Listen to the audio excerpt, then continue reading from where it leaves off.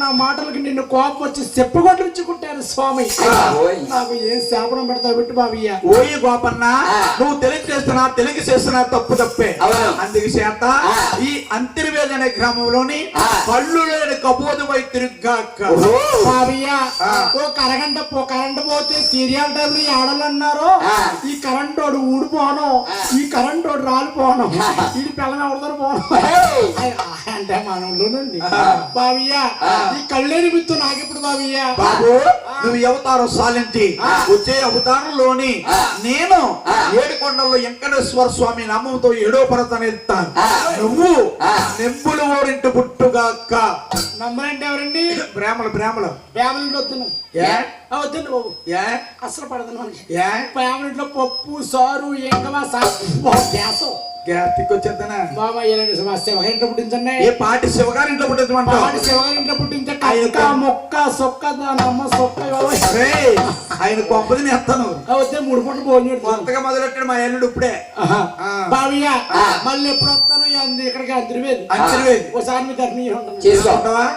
చేసుకో బాబయ్య. చిన్న చెక్క నీకు పెద్ద చెక్క నాకు కొత్తగా చెక్క వాటలు వేస్తానే. చిన్నప్పుడు కూడా పెద్ద గోయిందాను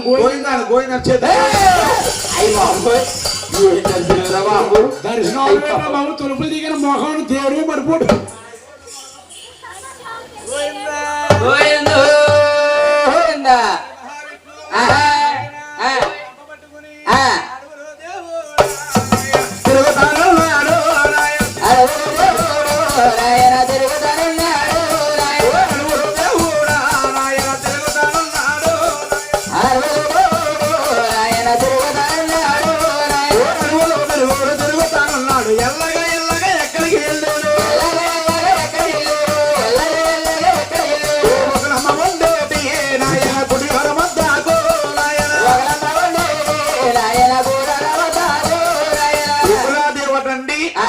అడవులో 7 ఆకులు గుడిసేసుకుని వరహాల స్వామి పూజకని పుష్పాలకు వస్తా ఉందట.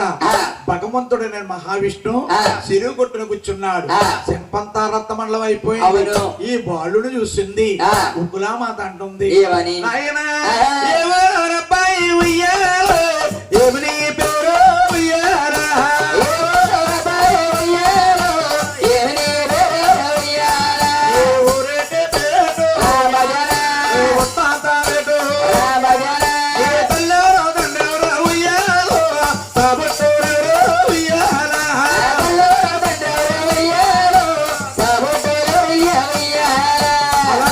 మహావిష్ణు అంటున్నారు.